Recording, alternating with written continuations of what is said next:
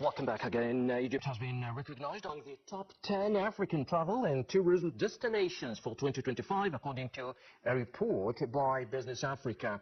The report highlights several Egyptian tourist attractions, including the Pyramids in Giza, the Sphinx, the Valley of Kings and Luxor, the symbol temples, along with other tourist attractions in Egypt.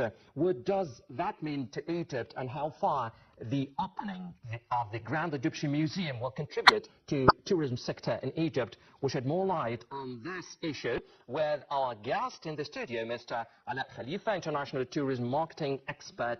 Thanks for being with us. Thank you. It's a pleasure.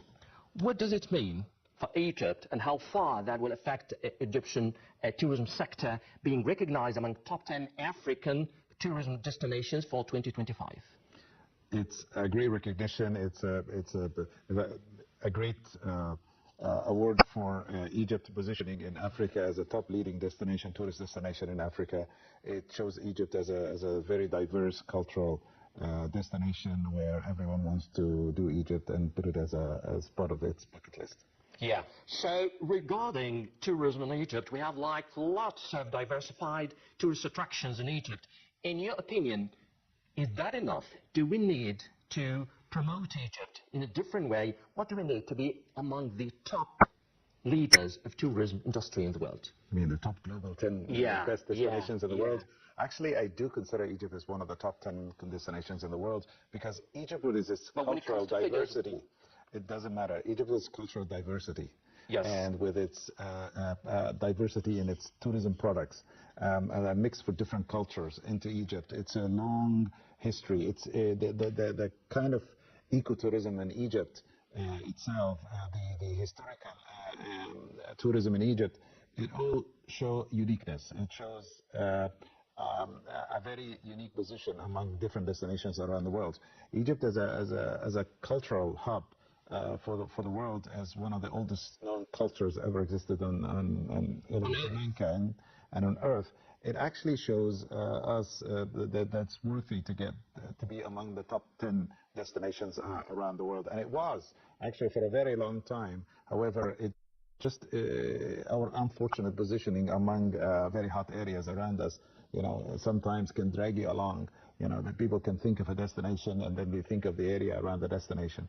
So it's a lot of misconception. This is where marketing comes in order to change that preconceived idea about a destination, such as, when you have hot areas of conflicts like Gaza, when you have Syria, when you have, other areas around you from the left and from the west and from the east. So people always think, okay, this is in the middle of the area, maybe I'll keep it, I'll delay my travel. However, Egypt, in my opinion, possesses a great wealth of diversified products. This diversification is very crucial in order to present a multi-choice product for nowadays travel. Nowadays, traveler would like to seek new experiences, would like to engage into different types of tourism. Well, not only on a beach tourism, not only on a sunny or a desert tourism or a cultural tourism or a historical one, but also rural tourism, sometimes culinary tourism, sometimes adventure tourism. All of this kind of combination, it's actually existing in one country.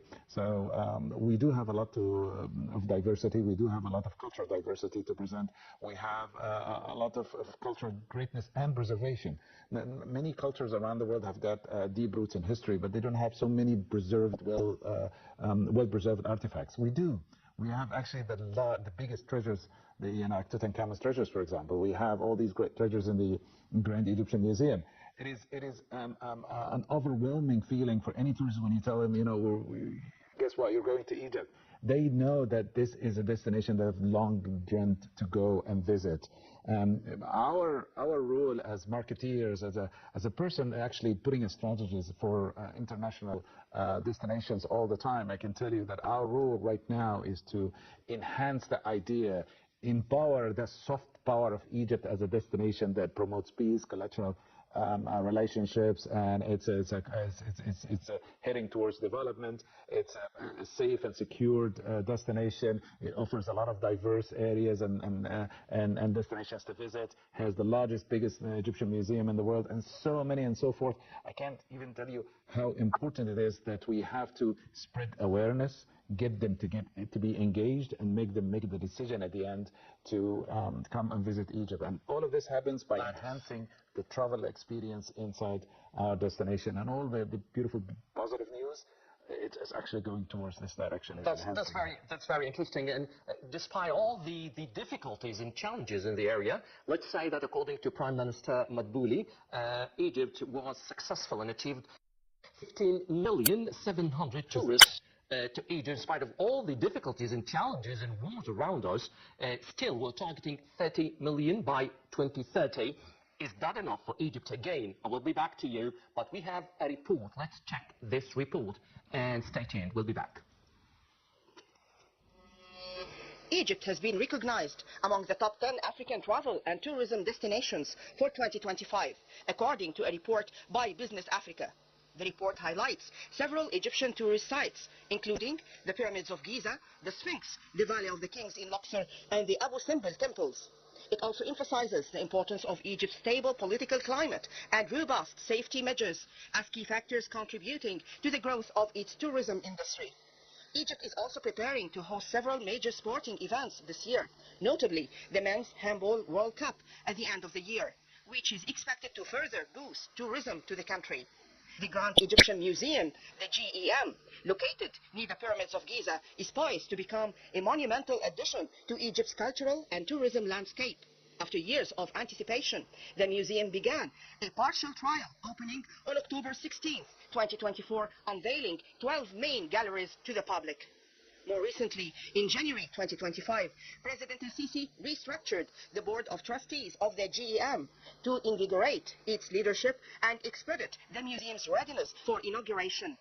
The GEM is set to house over 100,000 artifacts, showcasing Egypt's rich heritage from prehistoric times through the pharaonic era and beyond. Among its most anticipated exhibits is the complete collection of King Tutankhamun's treasures, many of which will be displayed together for the first time since their discovery.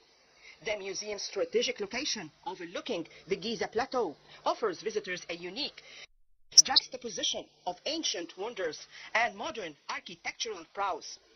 The inauguration of the GEM is expected to significantly bolster Egypt's cultural diplomacy efforts by showcasing the nation's rich history and commitment to preserving its heritage.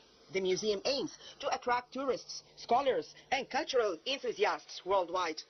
This aligns with Egypt's broader strategy to position itself as a leading cultural hub in the region, fostering international partnerships and promoting cross-cultural understanding.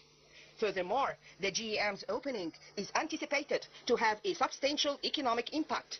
The museum is expected to draw millions of visitors annually, providing a boost to the tourism sector, which is a vital component of Egypt's economy.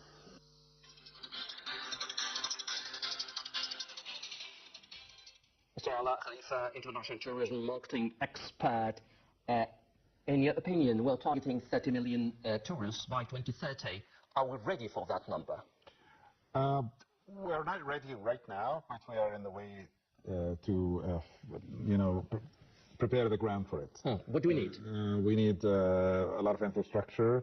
We need more rooms to be built. Right now we are in 211,000 rooms. We need at least 200,000 rooms more. I understand there are lots of under construction projects in this field. Yes, that's why we're encouraging a lot of investors in various areas. Those are well known in the hospitality industry to build more and more of their areas. We give a lot of incentives, and we also this month actually, which is a great news when I heard that the Ministry of Tourism and Antiquities, they have actually started giving licenses for hotel apartments, encouraging people for the Airbnb style, of renting out homes and renting out apartments, which is a great booster for the accommodation space in Egypt. However, our current capacity right now can take up to 17 million.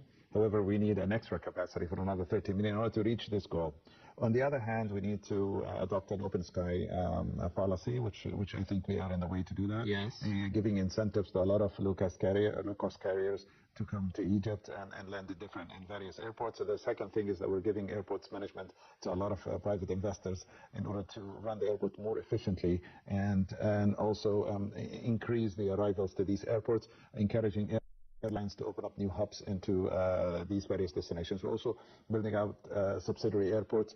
A lot of different countries around the world, they have so many airports scattered everywhere in various regions in order to activate mobility and moving between different cities. You see, tourism is not about going to one destination or two destinations and then helping out the economy in these destinations, but also it's about making local economies benefit out of it.